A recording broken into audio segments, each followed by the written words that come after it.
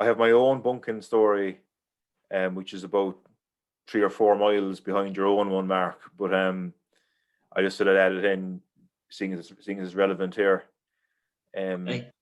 I was at a fundraiser night for Marymount University Hospice in Dwyer's pub in Washington Street in Cork. It was a couple of weeks after Madrid in June 2019, when we won the European Cup. And Ian Rush, David Fairclough, and Roy Evans were kind of doing a Q&A kind of presentation in the pub, and they had the European Cup with them, and you could have photographs with the European Cup and that. And I suppose I was mad to get a photograph with Ian Rush. It was kind of an ambition of mine. I always wanted to meet him.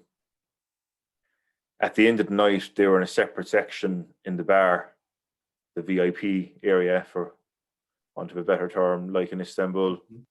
Yeah.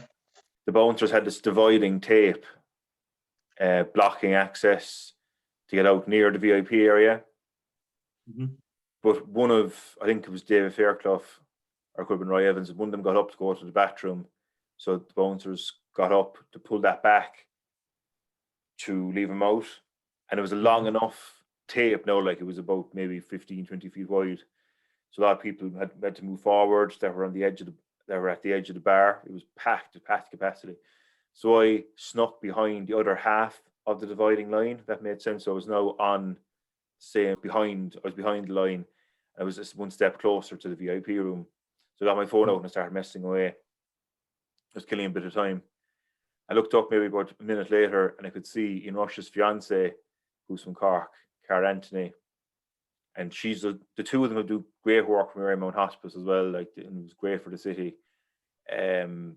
Not forgotten her roots at all, and it was great. They've done great work in Marymount Hospice, do unbelievable work for cancer patients and stuff like that. So it was really much appreciated for the fact that they came over and brought the European Cup and that. It was fantastic. But I made eye contact with Carol anyway when she was there, and I gave her a big salute. I was like, "Hi, Carol, how are you getting on?" I kind of moved forward. The bouncer was there blocking the entrance. I was like, "I must have a war with Carol there," So the bouncer sees that she's kind of waved back and just stepped aside. And I just came up to her, like, "How are you getting on? Geez, thanks for coming, and long time no see." And I could tell she was too polite to say, "Who the fuck are you?" So she was kind of like, "Oh yeah, it was great, and no problem at all." I was like, "Any chance of photograph with Ian there, And she was like, "Oh yeah, no bother at all. Ian, can you take a photograph of this man here?"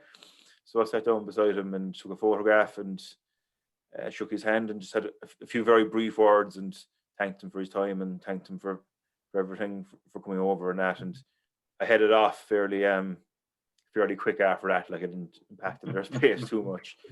But I left. I was delighted. But I remember again before that Scousers are fully paid up members of the Wide Awake Brigade. Like, there's a flag on, they're on. I think we Irish aren't a million miles behind you, So yeah, you're not wrong, yeah. we have an opportunistic streak in us, So yeah. So Carol, if you're watching this, apologies for pulling that flag there, but it was worth it to get the photograph with Queen, and I'm sure she will hold it against you. I'll buy you a point next time you're in Cork. So, back home. I think she's actually from quite near. Like, I'm the south side as well. I'm from, I live in Ballyphehane, Turner's Cross area, and I think she's from Toker originally. So she's a south side originally. So it's great having a connection with Liverpool and Cork, to have, fiance of such a club legend coming from Cork, So yeah. I suppose I'm married to a Cork woman myself, so I know the effect they can have, So it's, Well, there you go.